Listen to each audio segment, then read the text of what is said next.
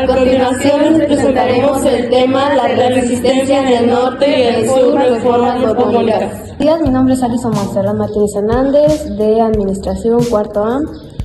Mi nombre es Aide del Carmen García Xavier. Mi nombre es Heidi Jacqueline Rocha Cifuentes. Yo soy César Daniel Rico Santamaría. Soy Luis Antonio Lemos Charpino. La resistencia en el norte y el sur. La ocupación española del vasto territorio del norte fue tardía y tuvo otras características debido a las condiciones existentes. Por lo tanto, la resistencia indígena fue distinta a la del centro y sur del reino. Una manera de sujetar a sus habitantes que vivían entre el sedentarismo y de andar errantes fue por medio de establecimientos de misiones en lugares estratégicos. Esta responsabilidad ocurrió a cargo principalmente de los jesuitas, quienes desde la sede de la misión donde se encontraba la iglesia hacían recorridos extenuantes para llevar el evangelio y la civilización a toda aquella población dispersa. Justo con el poder eclesiástico, representado por los religiosos, se encontraba la autoridad civil en la persona de los militares, quienes levantaban los presidios y hacían escaramuzas para someter a los llamados apaches. Aquí en el pago de tributo y el encomiendo, el estilo mesoamericano no se dieron. Más que nada se trataba de mantener tranquilos a sus habitantes, evitar los saqueos y robos de personas que hacían sus incursiones a los pueblos vacíos. Una de las sublevaciones más difíciles de controlar ocurrió a principios de 1701, durante la administración del virrey Duque de Alburquerque. Ante el endurecimiento de las medidas tomadas en su contra por el gobernador de las Nuevas Vizcaya, Gabriel Castillo, los indios primas se rebelaron. El movimiento fue reprimido a sangre y fuego, a tal grado de que los sospechosos de haberío encabezado fueron arcabuceados luego de replegarse por algunos días. Los alzados volvieron a arremeter individuos la ciudad y desarrollado a varios de sus habitantes, con la finalidad de poner su cerco a sus incursiones. Se fundó la villa de San Mateo de Pilón, Montemorelos, en Tamaulipas, años más tarde, en 1702. La villa de San Felipe de Linares, para contener la incursión de los indios en el reino de Nuevo León. Antonio Ladrón de Guevara se oponía a la tarea de los misioneros, argumentando que el empleo de las armas era más efectivo que la religión. Proponía que se le nombrara comandante de una expedición militar financiada por él y luego se le nombrara gobernador con derecho a las tierras conquistadas. Fue hasta 1746 cuando se comisionó a José de Escadón para llevar a cabo una empresa de conquista y ocupación definitiva de las tierras de Nuevo Santander, en virtud de la guerra de oposición de los aborígenes. Fue hasta 1755 cuando se firmaron los acuerdos de paz. La resistencia de los indígenas a ser sometidos se extendió hacia el accidente. Entre más aisladas estuvieron las comunidades, más difícil era de comprenderla, y no siempre la causa era de todos los habitantes. En muchos casos se debió días personales. En 1733 se metió a colaborar con la autoridad civil y asiática españolas. Desafortunadamente, al ocupar el cargo, aprovechándose de su posición, se dedicó a los vicios y cometer abusos en contra de sus gobernados. Ese comportamiento originó que lo destituyeran de su cargo y lo amonestaran públicamente. En venganza organizó un levantamiento en contubernio con el jefe de una tribu yelga. Primero atacaron los presidios de Santiago y San José, desollando a todos los soldados, y posteriormente se dirigieron a la misión para matar a los religiosos a flechazos. Ante esta eventualidad, el gobernador español de Sinaloa organizó su ejército con más de 500 indios yaquis para embarcar y controlar el movimiento. Con algunos momentos de tregua, la guerra perduró por 6 años, lo cual nos da una idea de la magnitud que tuvo de la cerrada posición de los indígenas. Hubo necesidad de que el virrey enviara tropas desde la Ciudad de México. Luego del conflicto se destinaron fuerzas permanentes y se determinó que el galeón de Manila, que llegaba directamente al puerto de Acapulco, tenía la obligación de hacerlo primero en California como una manera de mantener más comunicación con la península tan apartada del centro. Bueno, años más tarde tuvo lugar otro de los incidentes más conocidos en el virreinato. El gobernador de Sonora hizo uso indebido de las tierras de los indios para construir dos presidios. Eso serviría para asentar a los españoles que llegaran al lugar con motivo del descubrimiento de yacimientos de plata en Arizona. Además, secuestraban a las mujeres para llevarlas a otros poblados. Los religiosos maltrataban a nativos por no asistir a misa, encerrándolos en cercos sin comida. El líder Luis Sari convocó a las tribus de los alrededores para detener y terminar con esos abusos.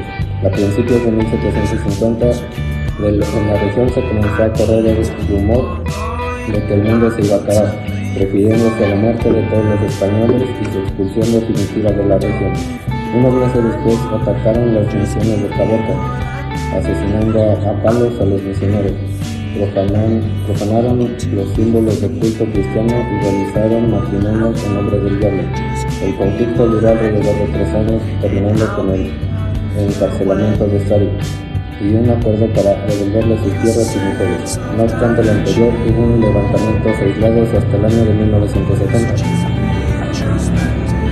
En otro extremo del virreinato también surgieron voces de los descontentos. Para finales de 1761 en Yucatán se tuvieron noticias de indio Jacinto Canet. Él había estudiado para sacerdote, pero debido a su rebeldía fue separado del convento, lo cual influyó para odiar a los españoles. Se ponía en la puerta de indígenas para trabajar en las haciendas de los peninsulares. Se hizo coronar como rey Jacinto Moctezuma, al que le juraron obediencia a varios pueblos de los alrededores. Estableció su cuartel militar en la hacienda de Untolca, donde hizo frente a los soldados españoles. El 27 de noviembre lo tomaron prisionero, sometido a proceso y condenado a muerte. Este conflicto fue de tal impacto que se le conoce con el nombre de la Guerra de Castas. A continuación, las reformas borbónicas y la represión armada. En los albordes del siglo XVIII, la dinastía de los Habsburgo fue sustituida por los Borbones, cuyos soberanos implementaron una serie de reformas que transformaron radicalmente el estado de cosas existente en todo el imperio. En la Nueva España se hizo más palpable con la llegada del visitador José de Gálvez, cuyas medidas afectaron a los intereses de casi toda la sociedad. Los indígenas no fueron la excepción. Se actualizaron las matrículas de tributarios para incorporar a más gente y aumentar su cuota.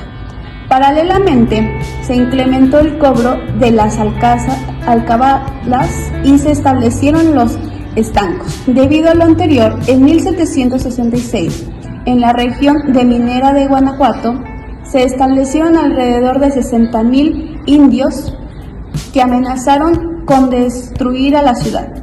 Ante la posibilidad de contener a los alzados, se llegó a un acuerdo con el ayuntamiento para el movimiento. No aplicarán las reformas en Guanajuato. Sin embargo, el movimiento ya se había extendido a otras partes del Bajío, llegando hasta la capital de los dioses de Michoacán, Valladolid, que era una de las más ricas de virreinato, Apatcuro, Uruapan y parte de la Tierra Caliente. La resistencia del norte de sus reformas borbónicas se trató más que nada, abarcó el tema más que nada en políticas económicas y religiosas. Y pues esto también tuvo mucho la inflación. Hubo como varias, como los sacrificaban, les cortaban la lengua o las manos, o ya sea muchas cosas, así como los sacrificaban mucho, los llegaban a matar, les cortaban varias partes del cuerpo y ¿cómo se decía? Por uso de tratar de evadirse del Estado. Pues sí, porque eso fue como la crisis de violencia que tuvo en ese tiempo, ya que los españoles querían adueñarse de nuestras riquezas. y eso hizo que se desatara esa ola de violencia y pues hubiera esos comportamientos. También de que los jesucitas querían destruir la ciudad. También la querían destruir, también porque llegaron muchos indios, llegaron y fueron como también a conquistar eso. Estamos hablando más sobre la resistencia de los indígenas en el sur y norte del reino.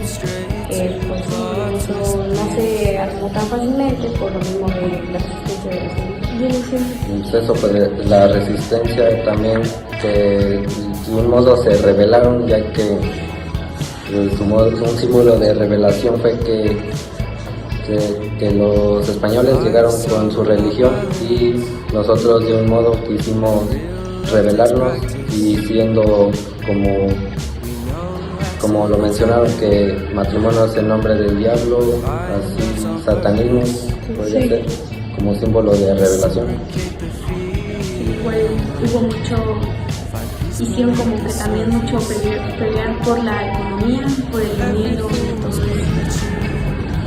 subió mucho también los animales y abarcó muchísimo la religión en ese mundo. Y en esto, pues igualmente la reforma borbónica son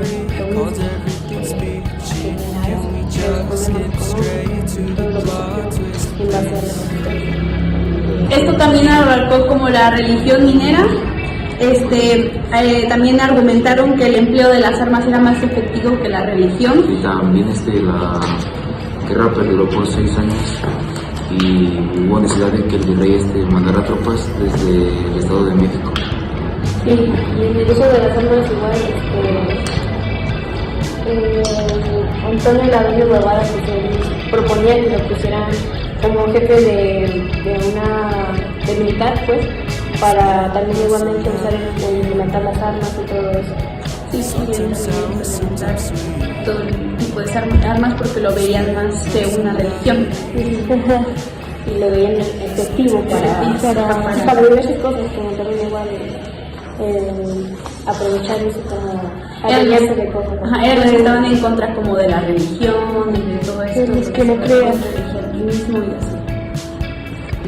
Con esto finalizamos y gracias por su atención. Bueno, muchas gracias por su atención y esto sería todo. Mi número de lista es 7.